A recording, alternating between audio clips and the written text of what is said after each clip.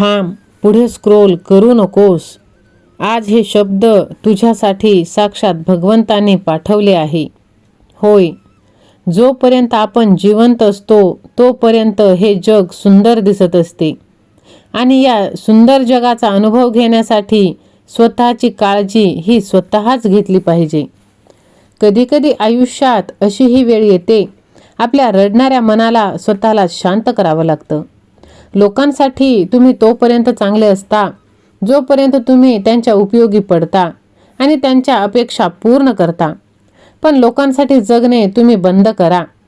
तुमची नियत कितीही चांगली असली तरी लोक फक्त देखाव्यावरून तुमची पारख करतात आणि तुमचा दिखावा कितीही चांगला असला तरी देव तुम्हाला तुमची नियत कशी आहे यावरून पारख करतो. दिगंबरा दिगंबरा श्रीपाद वल्लभ दिगंबरा. सहमत असाल तर श्री स्वामी समर्थ असे टाईप करा आणि ह्या भक्तिमय चॅनलला सबस्क्राईब करा. देव म्हणतात, बाळा, समोरच्या व्यक्तीला आपलं नातं आणि सोबत नको आहे म्हणून दूर निघून गेलेली आहे. मग तू एकटं आहेस म्हणून का रडत आहेस? एकटं राहण्यामध्ये आणि एकटं पडण्यामध्ये खूप मोठा फरक आहे बाळा. समोरच्या व्यक्ती आपल्याबद्दल काय विचार करतात याचा जर नेहमी तुम्ही विचार करत बसलात तर सुख कमी आणि दुःख जास्त तुमच्या वाट्याला येणार आहे. त्यामुळे लोक काय विचार करतं हे तुम्ही विचार करणं सोडून द्या. होय बाळा, चुका, क्रोध, अपमान, लालच दुसऱ्यांनी केला तर मनाला त्रास होतो, पण तेच आपण वागलो तर मनाला त्याची जाणीव सुद्धा होत नाही. कोणालाही धोका देऊन आनंदी होऊ नका.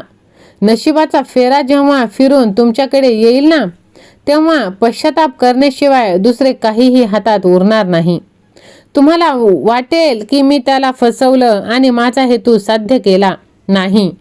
त्याचे जरी डोळे बंद असले तरी वरती भगवंत बसलेला आहे आणि तो सर्व काही पाहत आहे. सहमत असाल तर होय देवा असे टाईप करा आणि हा संदेश तुम्ही आपल्या प्रियजनांना शेअर करा. होय, जी व्यक्ती नेहमी खरं बोलते त्याचे शब्द कठोर असतात, पण अशा व्यक्ती कधीच कोणाला धोका देत नाहीत. जर जीवनामध्ये कोणी एकटं असेल तर याचा अर्थ असा नाही की ती व्यक्ती कोणालाही आवडत नाही. याचा अर्थ असा की त्या व्यक्तीने दुनिया काय लायकीची आहे हे ओळखले आहे आणि तो एकट्यातच खुश, आनंदी, समाधान आहे. काही लोकांना यश मिळवण्याची इतकी घाई का असते? छोट्या लोकांचा हात पकडण्याऐवजी ते मोठ्या लोकांचे पाय पकडणं जास्त पसंत करतात.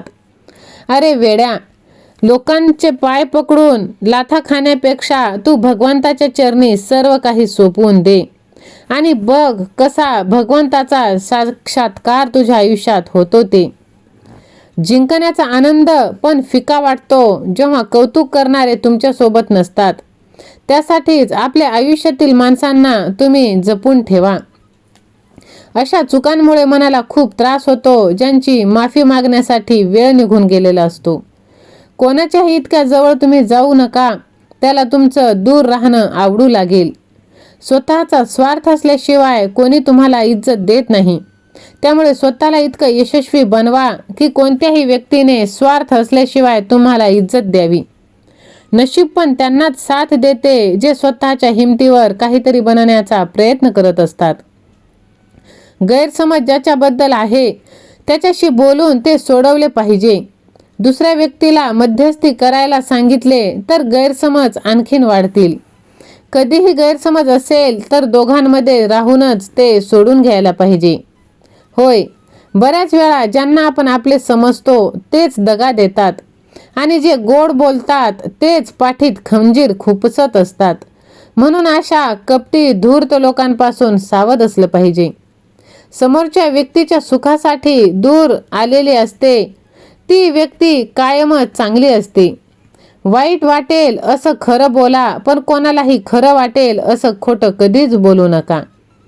वेळ असं तराजू आहे जे वाईट काळात आपल्या लोकांचं वजन दाखवतं. आयुष्यामध्ये समोरच्या व्यक्तीने तुमच्याबरोबर बोलावं म्हणून काळजी करू नका. आजकाल प्रत्येक माणूस म्हणतो वेळच मिळत नाही. हे समजत नाही की बिझी वेळ झाली आहे की माणूस. जे लोक स्वतःची चूक कबूल करत नाहीत ते तुम्हाला कसे कबूल करतील?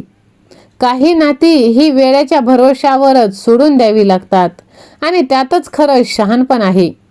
माणूस स्वतःच्या नजरेत बरोबर असला पाहिजे, मग तो दुनियेच्या नजरेत कसाही का असेना.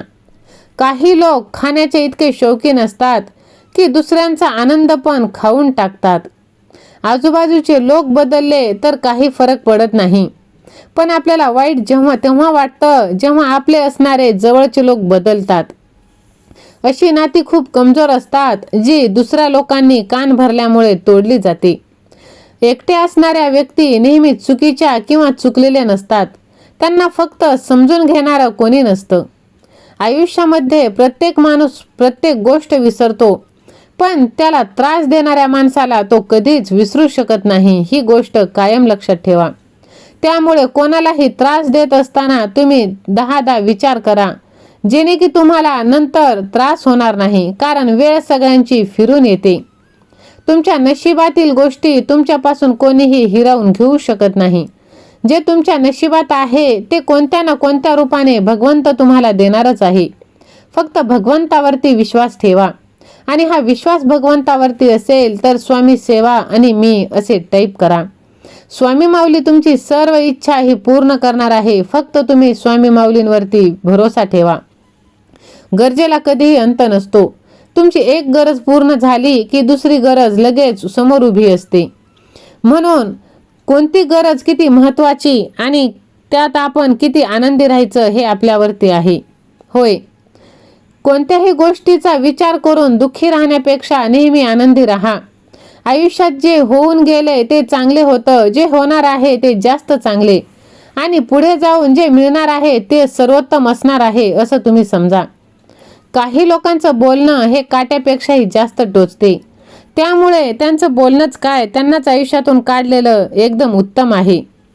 कधीही टाइमपाससाठी नातं बनवू नका, तर नातं टिकवण्यासाठी वेळ द्या आणि आयुष्यातील अनमोल व्यक्तींना कायम सोबत ठेवा. कधी कधी प्रश्न पडेल की आयुष्यात अशा लोकांच्या पुढे जायचं आहे ज्यांना कधीच अडचणीच्या वेळी त्यांनी तुम्हाला साथ दिली नाही, पण तुम्हाला योग्य मार्ग मात्र दाखवला आहे. म्हणून लोकांच्या चुका शोधण्यापेक्षा आपण काय करतो हे आपण पाहिलं पाहिजे. स्वतःला तुम्ही असं बनवा की तुम्ही जिथे असाल तिथे तुम्हाला सगळे प्रेम करतील. जिथून तुम्ही निघून जाताल तिथे सगळे तुमची आठवण काढतील, आणि जिथे तुम्ही पोहोचणार तिथे सगळे तुमची वाट पाहतील. छोटे लोक मोठ्या अडचणीच्या वेळी उपयोगी पडतात, पण मोठे लोक अडचणीच्या वेळी त्यांची नियत दाखवून जातात. मग अशी लोक काय कामाची? म्हणूनच जर कोणाची आठवण काढायचीच असेल तर ती सदा सर्वदा हे काळासाठी भगवंताची काढा, कारण भगवंत कायमच तुम्हाला साथ देणार आहे, तुमच्या पाठीशी असणार आहे. पण हा विश्वास आपण आपल्या भगवंतावरती ठेवला पाहिजे. हा विश्वास असेल तर माझ्या देवावर पूर्ण विश्वास आहे असे टाईप करा आणि हा संदेश आपल्या प्रियजनांना शेअर करा. श्री स्वामी समर्थ.